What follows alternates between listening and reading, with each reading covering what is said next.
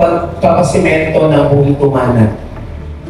Dahil sa pagpapasimento ng buong tumana, gumagamit yung DPWH ng water for how many years ng libre na it will become a losses in our part. Second, bakit may mga losses pa din? Saan na bagyo na dinaan natin sila 2010 hanggang 2023 tayo palagkating, tuwing bagyo ay palaging ang tumana proper, ino-open yung pipeline at free for all.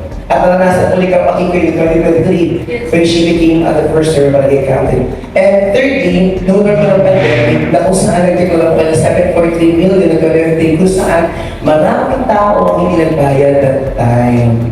Proyektong cementing. Ano po ba sinemento nila? Pagpapasimento ng buong tumana proper. Sa buong tumana. So, ang ibig ko sabihin yan, ang nagpasimento ng tumana ay DPWH. DPWH. Malinaw po ha, DPWH ang nagpasimento ng buong barangay tumana. Ang tanong, bakit hindi po natin sinigil eh? Dapat ka kasama sa cost ng kanilang ano yun. I did, Your Honor. Ano yung I made a letter, simultaneously, I called their attention because of their doings.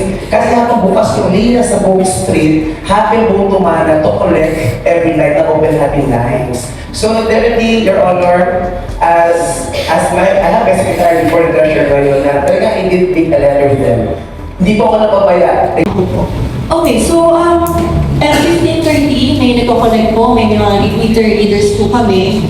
Aside doon, pag nagko-collect sila, doon na rin po nila binibigay yung bill. Okay, after po noon, meron din po kaming department head sa pagtubig. Meron po kaming isang treasury. Siya po ang kumukuha lahat ng payments. Yun po ay may resibo, may OR. Meron din po kami head ng mga meter reader. And of course, maintenance namin. Kapasensya na, kapat ko lang ulit.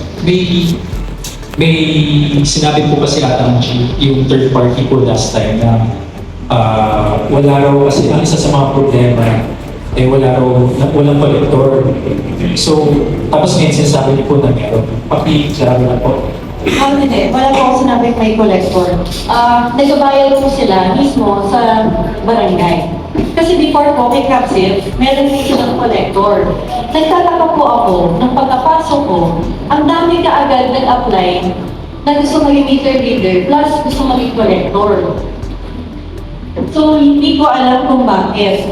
So, ang ginawa ko itong sistema, lahat po na magbabayad sa patubig namin, doon na lang po sa barangay. Hindi na yung per tao-tao, pumuntahan po sa bahay, doon magbabayad. Hindi. Ang ginawa ko po, isa na lang po ang treasury para maayos lahat po may